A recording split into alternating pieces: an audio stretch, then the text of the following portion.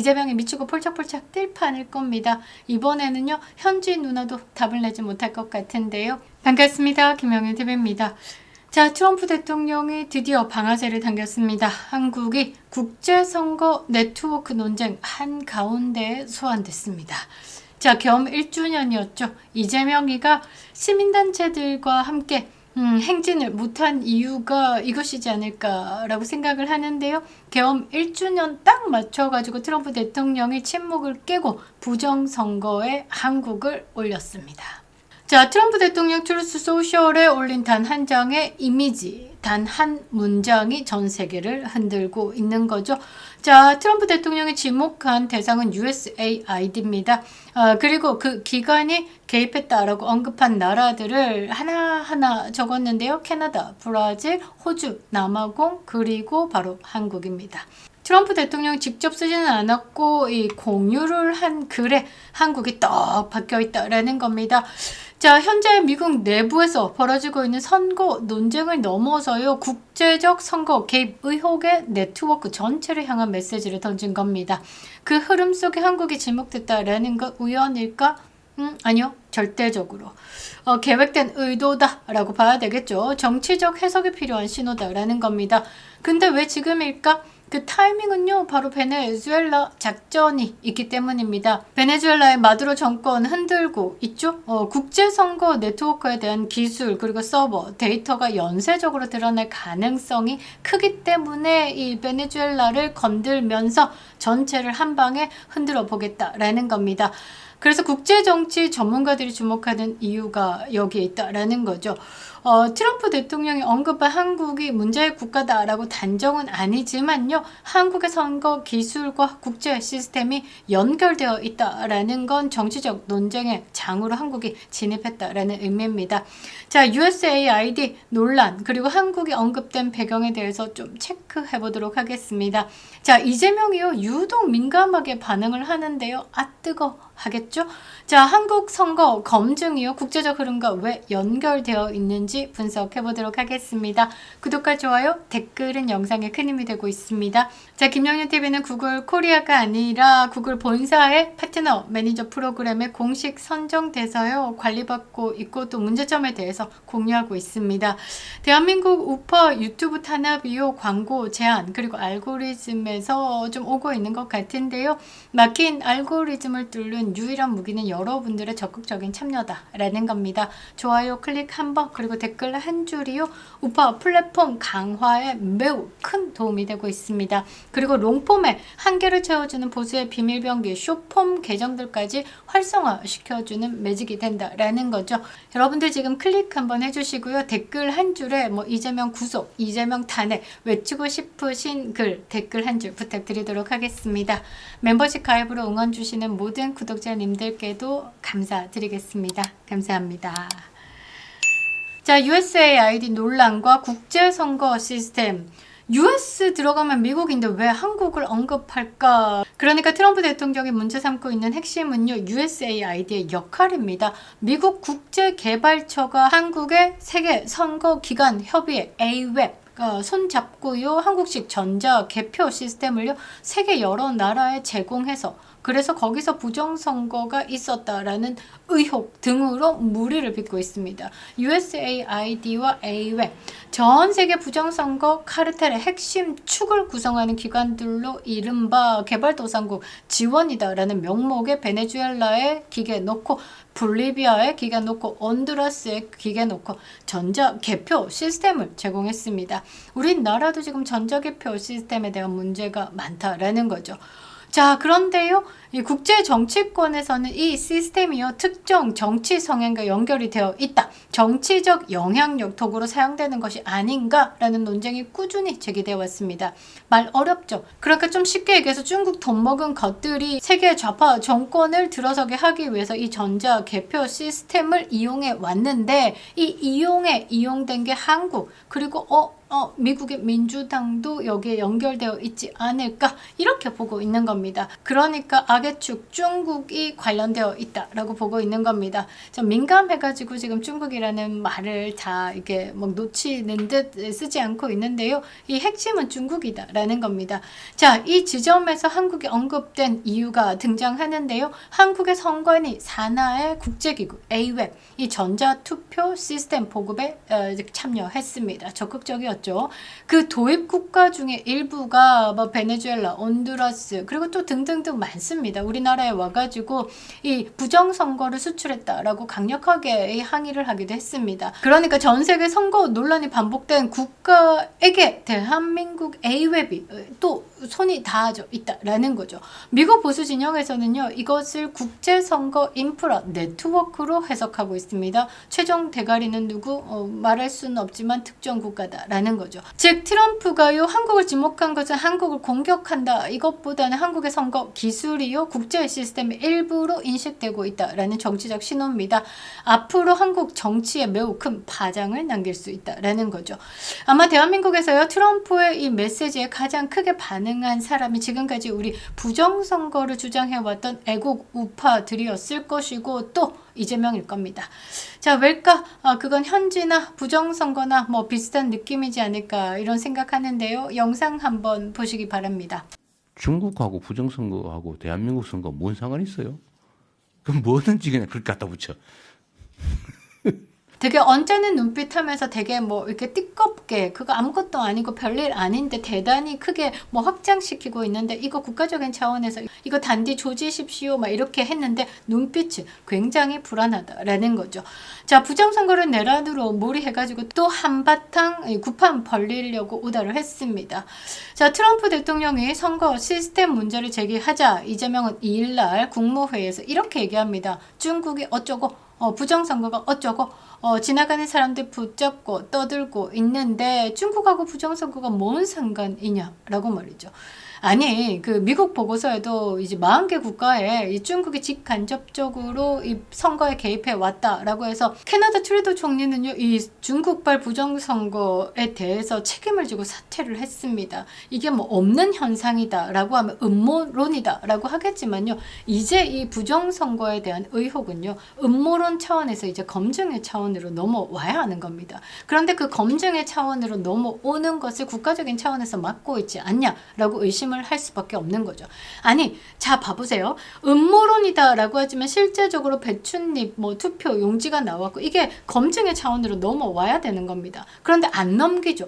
그런데 윤석열 대통령에 대한 비상계엄은요, 정치적으로 해석하고 풀어야 되는데 이거를 법적인 영역으로 들고 와가지고 탄핵몰이를 했습니다.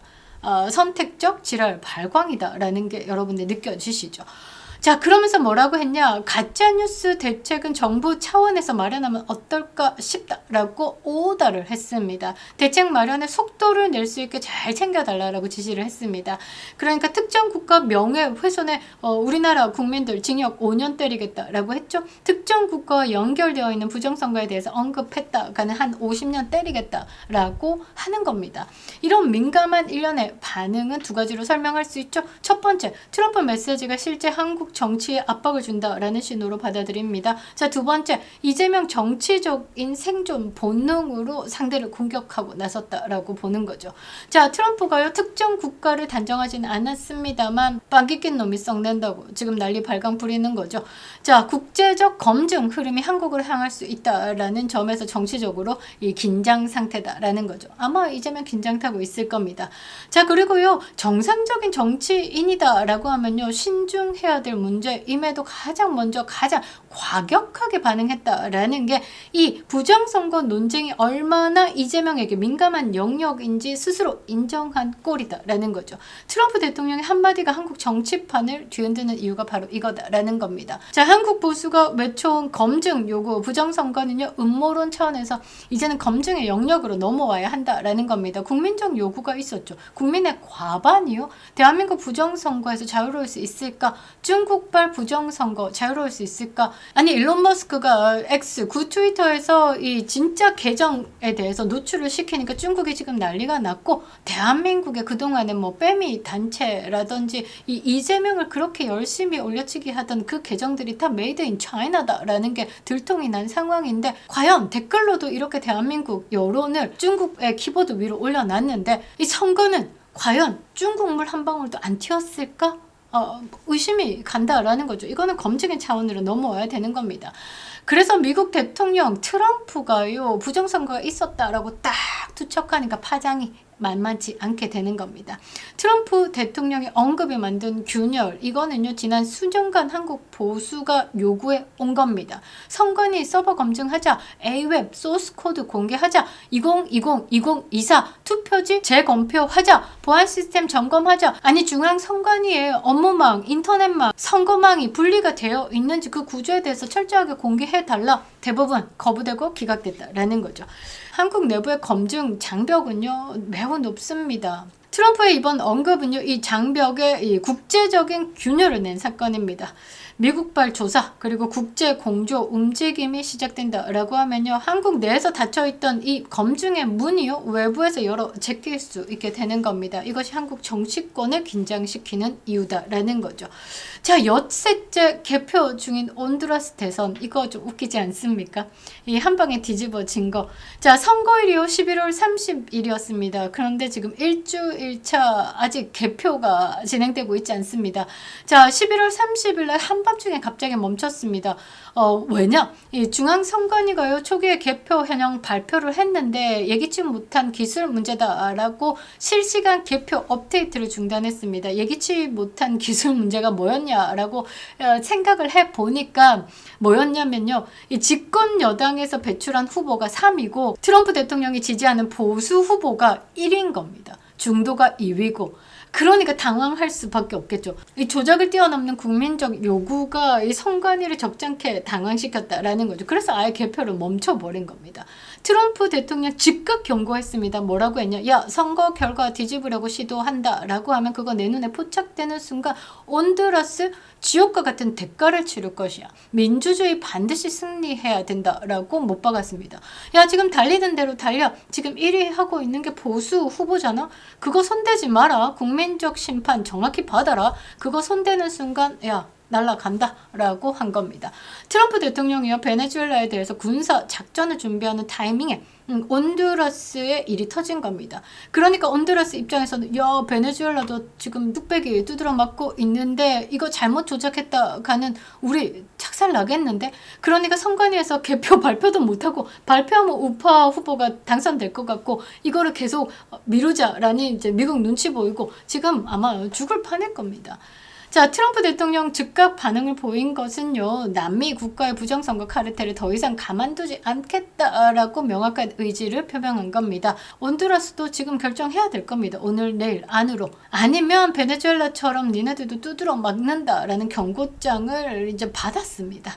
자, 근데 온두라스 부정선거 이거 어제 오늘 일은 아니고요. 2017년의 대선 때도요. 중도 후보가 60% 득표율로 앞서고 있었는데 갑자기 한밤중에 개표를 중단시켰습니다. 그러고 다시 틀었는데요.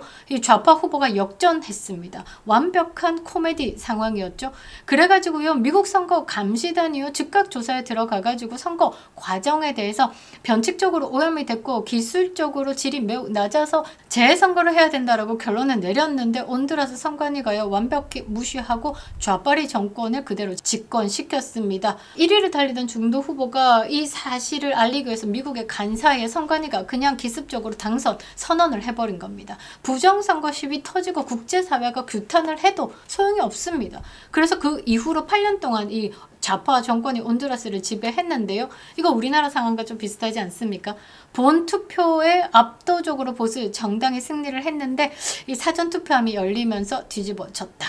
저는 동탄도 좀 웃기더라고요. 민주당이 압도적으로 이기고 있었는데 40%대로 그 2등을 달리고 있는 이준석이가 갑자기 일주일 상간에 이 40%를 제끼고 역전을 했다라는 겁니다. 자, 이번 21대 대선을 한번 좀 봐야 되는데요. 재외 국민 투표에서요. 등록 유권자 25만 8,254명 중에 20만 5,268명이 참여해서 투표를 했습니다. 역대 최고인 79.5%의 투표율을 기록했는데요. 이 가운데 66.37% 13만 6,246명이 이재명에게 투표를 던졌습니다. 자, 21대 대통령 선거 때는 20만 5,268명이 투표를 했는데요. 자, 20대 대통령 선거 한번 보시면 제외 선거에서 14만 7,903명이 투표를 했습니다. 투표율이 계속 높아지고 있죠.